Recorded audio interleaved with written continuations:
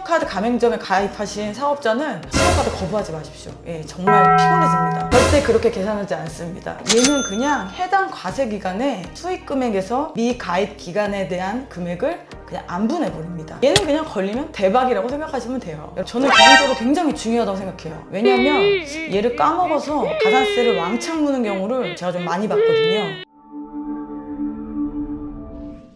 네, 저번 시간에 이어서 소득세법상 가산세에 대해서 설명을 드리도록 하겠습니다. 얘도 촬영분 맨 마지막 편에 요점 정리를 놔둘 거예요. 그러니까 마찬가지로 맨 뒤를 먼저 보신 다음에 내가 모르는 가산세가 들어가 있다. 그러면은 거기에 맞춰서 촬영분을 보시면 될 것 같습니다. 그리고 그 썸머리 순서랑 촬영 내용의 순서는 동일하니까요. 예, 이 점도 참고해 주시면 좋을 것 같습니다. 네, 그럼 이어서 설명드리겠습니다. 네, 6번째입니다. 신용카드 발급 불성시 가산세입니다. 정의입니다. 신용카드 가맹점에서요, 이 신용카드에 의한 거래를 거부하거나 또는 사실과 다르게 결제를 할 경우 가산세를 부과합니다. 왜 우리 카드 이렇게 내밀면서 계산해달라고 하면은 현금가가 더 싸다 뭐 이런 식으로 이렇게 조금 유도하시는 분들 있잖아요. 예, 그런 가게는 이 해당 가산세를 부과될 수 있다는 점을 꼭 참고해 주셨으면 좋겠습니다. 근데 이게 지금 설명드린 이 가산세만 해당이 되는 게 아니에요. 여러분, 만약에 내가 신용카드 발급을 거부했어. 그러면 알겠어요. 그럼 현금가로 해주세요. 이렇게 딱 됐어요. 근데 나중에 내가 현금을 받은 게 걸린 거예요. 거기다가 현금 영수증도 안 했다.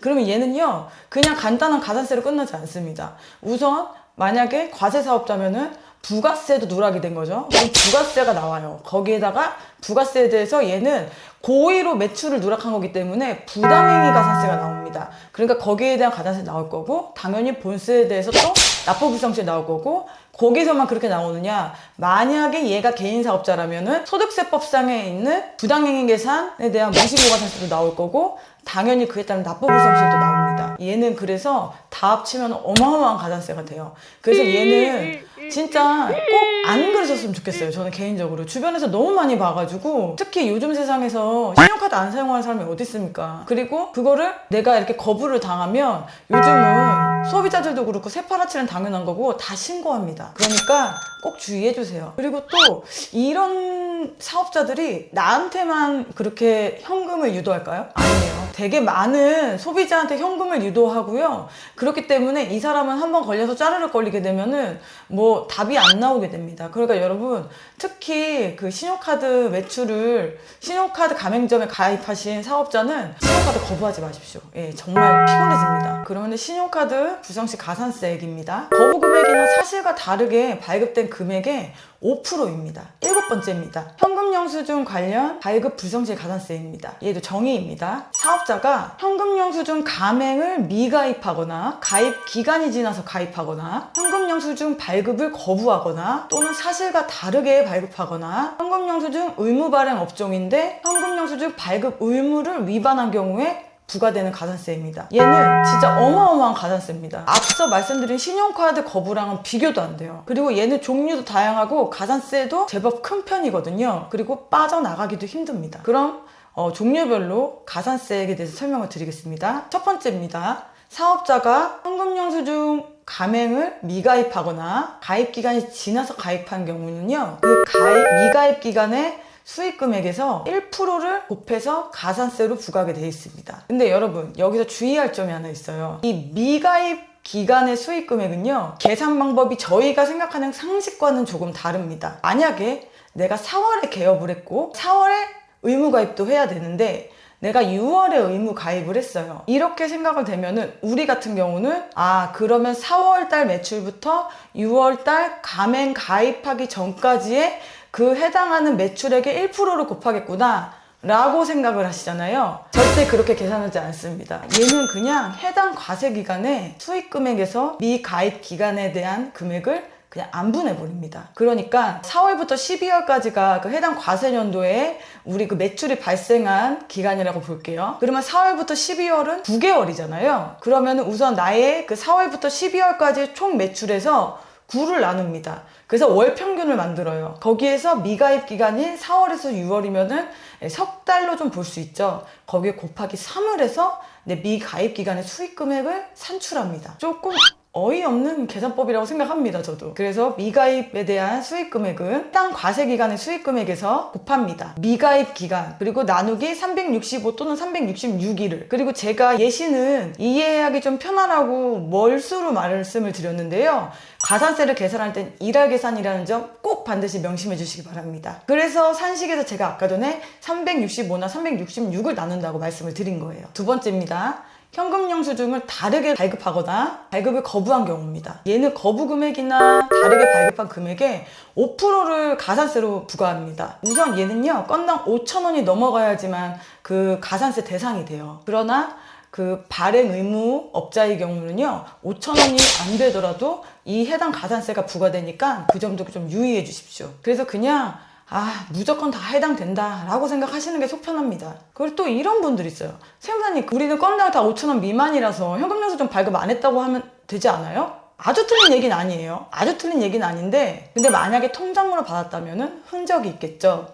그리고 현금으로 받았다 치더라도 내가 판매하는 물건이 5,000원 이하짜리보다 5,000원을 초과하는 금액이 상당한 비중을 차지한다면 과세관청에서 믿을까요? 안 믿습니다.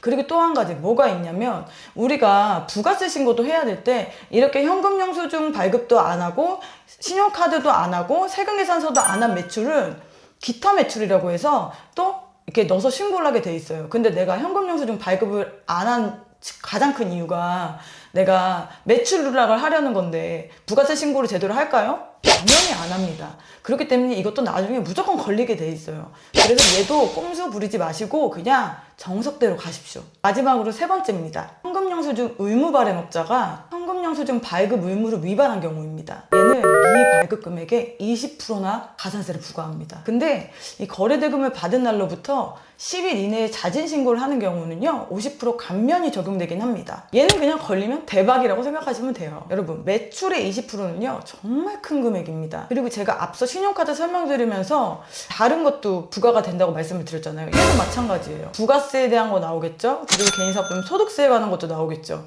답이 없는 가산세예요. 그러니까 그냥 현금영수증 의무 업종은 무조건 지키셔야 됩니다. 얘 만약에 걸리고 금액 좀 있으면요, 그냥 회사문 닫아야 된다고 생각하시면 돼요. 앞서 말씀드린 신용카드에 대한 불성실과 이 현금영수증에 대한 불성실에 대한 가산세는요, 간단히 설명하면 30초면 끝나긴 합니다.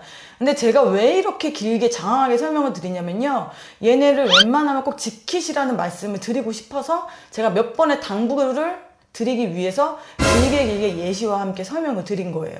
정말 중요한 가산세고요. 또 이 가산세만 부과된다고 생각하시면 안 되고 파생되는 다른 본세와 가산세까지 계산을 해야 된다는 걸 꼭 유념해 주십시오. 8번째입니다. 다음은 면세계산서에 대한 가산세입니다. 우선 세금계산서상의 가산세는요, 부가가치세법상에 나와 있어요. 그리고 종류도 되게 많아요. 이 부가세법은요, 과세사업자를 위한 법이기 때문에 이런 면세사업자를 위한 내용은 거의 없습니다. 그래서 얘는 소득세에 가산세가 이렇게 기입이 되어 있어요. 그리고 부가세법상 우리 세금계산서에 관련된 가산세 종류가 엄청 많잖아요.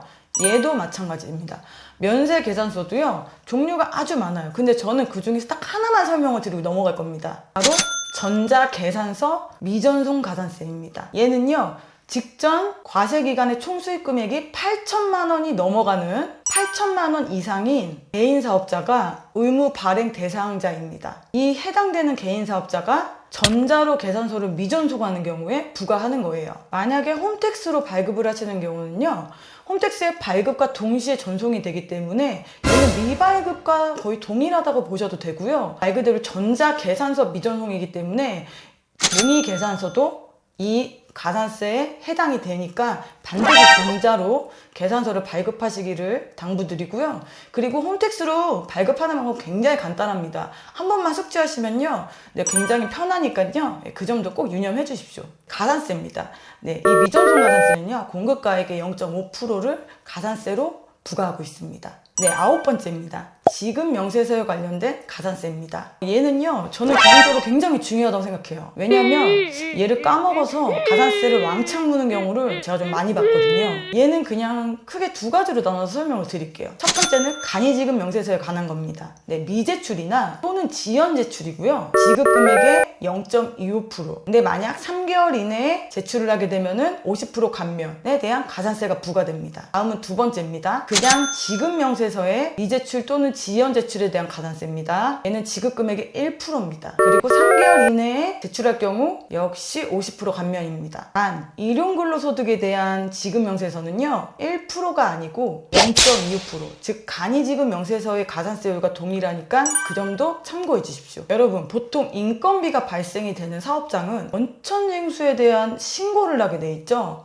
네, 다음 달 10일까지 해당 기소월에 대해서 원천징수 이행상황 신고서를 제출하게 돼 있습니다. 근데 신고를 해보신 분들은 다 아시겠지만 이 원천징수 이행상황 신고서는요 그 각각 소득별로 총 몇 명, 총 얼마, 토탈 금액만 나와요. 그러면 과세관청도 이 원천징수에 대한 신고만 봐서는 누가 얼마를 가져갔는지를 알 수가 없잖아요. 그래서 그거를 위해서 제출 의무에 대한 규정을 둔 겁니다. 얘는 사실상 되게 중요한 거예요. 과세관청 입장에서도, 그리고 저희 같은 세무대리 입장에서도요. 그리고 예전에는요 사실 간이지급 명세서라는 건 없었어요.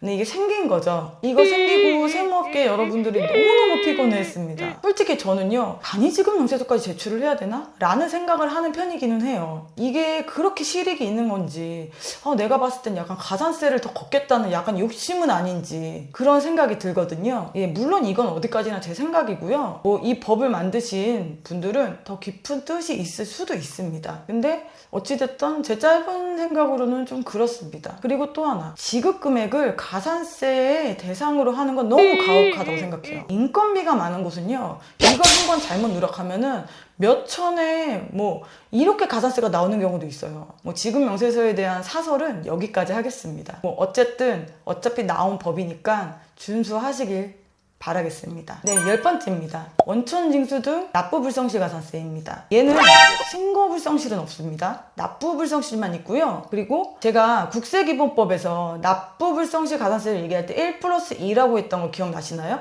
네, 1은 기간에 대한 납부불성시 가산세고 2는 고지한 금액의 3%. 네, 바로 이 원천징수에 대한 납부지연 가산세가요 바로 이 1+2입니다. 대신 무신고나 지연신고에 대한 가산세는 없습니다. 또 하나, 얘는 한도도 있어요. 네, 환율이 늦게 제출하거나 잘못 제출해도요 가산세가 문세의 10%를 넘길 수는 없습니다. 네, 11번째입니다.